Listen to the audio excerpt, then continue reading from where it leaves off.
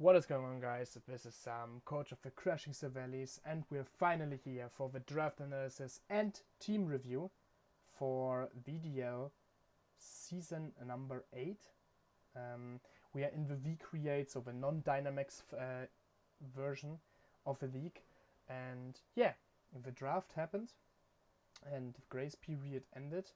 So yeah, how's it called? We are finally ready to, or I'm finally ready to show you guys my team. And before the draft, I was actually really quite in thoughts of what I want to draft. I tried making some various draft plans, but then just threw it all over and just followed my heart during the draft. And with that, we started with Urshifu Rapid Strike. Actually, what's pretty funny is I have the other Urshi in a different draft league, and even though they're such incredible mons, I've never got to play with a Rapid Strike one.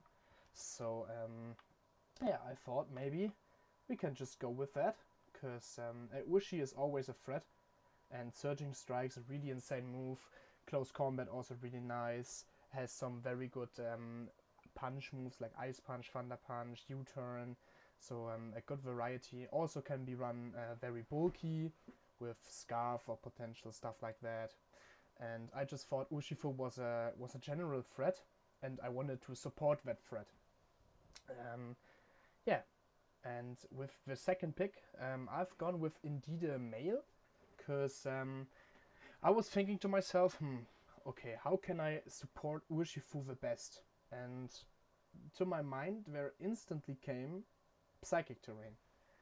Psychic Terrain was like this one thing I really wanted to have, and since Indeed a female obviously was gone during that point, I just grabbed Indeed a male, which I'm really happy, because Indeed a male is a really nice Pokemon. Like Psychic Terrain plus Expanding Force always really awesome, and just for the general sake, with having the Psychic Terrain in my team, that prevents Prankster Mons and also Fake Out and all the other pressure. Yeah, it just really made the whole Urshifu thing quite good for me. Yeah, with the next pick, we had Rotom Mao, and I grabbed that initially because I wanted to complete the Fire Water Grass Core. And Rotomao was a mon I really do love, and in tier 3 I found it very valuable for the points and for the pick. Because Rotomao is just a really nice support mon, really nice utility moves. You have Leaf Storm, which is pretty nasty. Good Will-O-Wisp mon, also good in screen setting, can pivot a lot, and just general having the grass and the electric type combined into Levitate. That just came to my mind that Rotom was like a really nice pick I wanted to have in that team. So yeah, the next pick. The next pick's quite funny because it's Ninetales. And yeah, Ninetales. Sunsetter. Um, During that point of the draft, almost like the cool fire mons were gone, and I didn't want to draft Heatmore again during that point. So I just looked into tier 2 and was like, Darmanitan is free, Ninetales is free. Why not just go for Ninetales, right?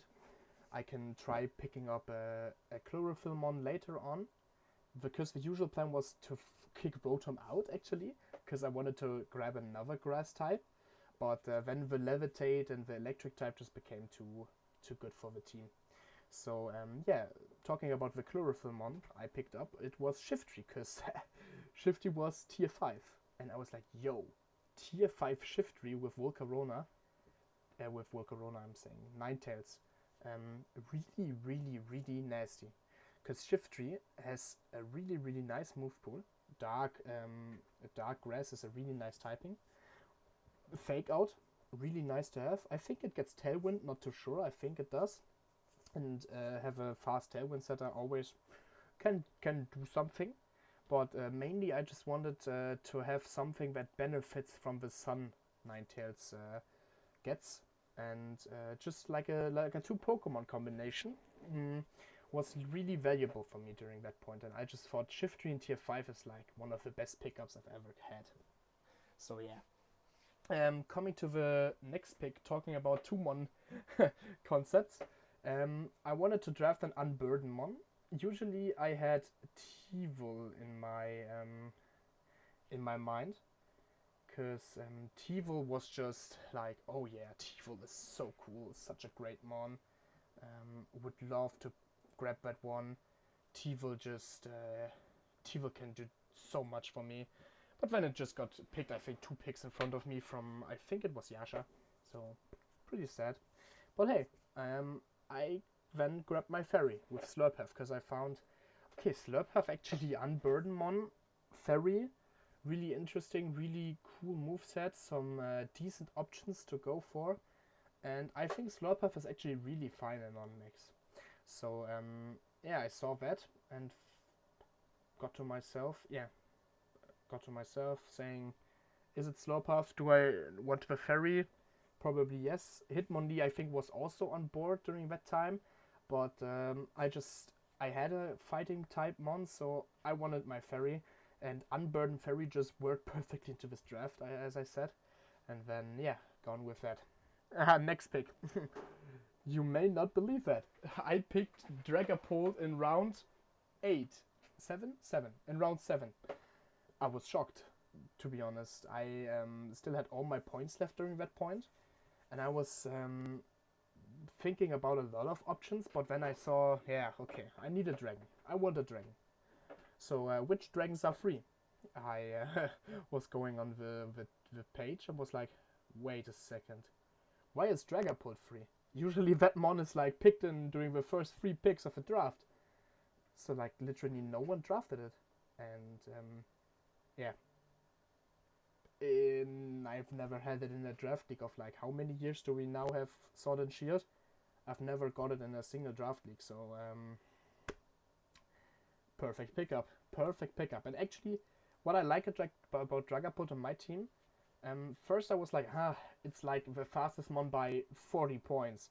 But actually I like that, because to have like a speedy killer like Dragapult, it can be special, physical, setup, screen, support. It's such a great utility mon, and it just fitted so perfectly in that team that I just couldn't not pick it. It was like meant for this team. It was so meant for that. Like this whole thing was like, okay, Dragapult, you need to come here, and it happened. Yeah, next pick, Copper Raja. Copper Raja. It's like a one I'm not always confident with, but never tried it in a draft league.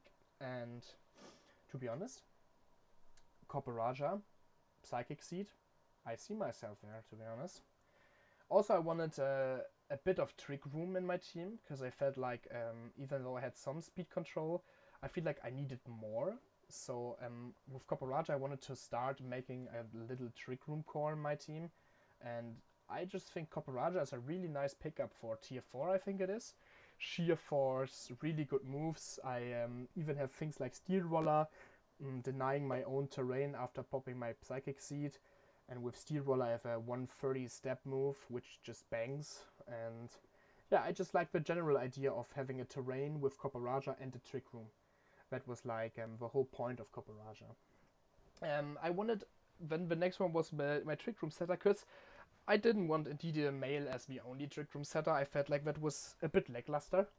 So I also needed to draft another tier 5, because I picked up the tier 1 Dragapult.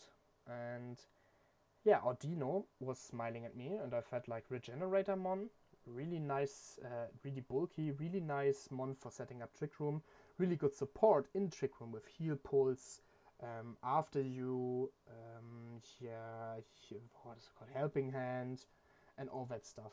So I thought Ordino was a really, really nice thing to grab for my team, because, yeah, great setter. Okay, the next one, tier 4. I had 2 tier 4 picks left, and I was pretty not sure what to pick. But then Stone Jr. just came into my eye, and I was like, oh, Rock type, don't have one. Power Spot is a really awesome ability, and if you just imagine the whole thing with like Wishifu next to Power Spot, Dragapult next to Power Spot. Cabo Raja in Trick Room with a switching in of Stone Jr. and then having the Power Spot next to Sheer Force and Life Orb. That's like a 1.9 multiplier on my move, if I'm not mistaken. Yeah, this is not bad. And also, Stone Jr. is a really nice mod I've never got to try, and I've always seen people like Goomer performing with it so well, and I was like, oh, Stone Jr. looks so fun. Just try it. Just try it, man. Yeah. And then for the last pick. Okay, so the last pick was, I was pretty, I was a bit ground, fairy, and fighting weak. So I wanted to have a mon that like denies all of that, and even to that has Tailwind, because I felt like Shiftry as the only Tailwind setter is like not really what I want. And Fletchinder was free in tier 4, and Fletchinder is really really awesome because Gale Wings is like a pseudo prankster Tailwind, and pseudo prankster Tailwind next to Urshifu, next to like things like Dragapult, that can be really really threatening for many teams. And the support of Fletchinder is just pretty nice. Will-O-Wisp, Taunt, Tailwind, and just a really nice overall package for tier 4. And it's a flying mon, it's a fire mon, so we take that. And yeah, with that, this is the Crushing Silvallys team of VDL Season 8. I feel like we drafted a pretty nice Kader, German, you know.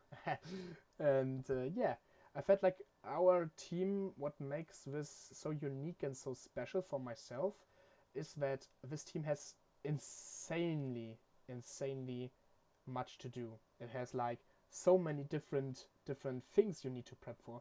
You have a little Sun Core, you have Psychic Terrain with Unburden, you have Tailwind with 2 really offensive mons, you have a good Trick Room, you have Psychic Terrain with like everything, you know? It's like, it's a big package that people need to prep for.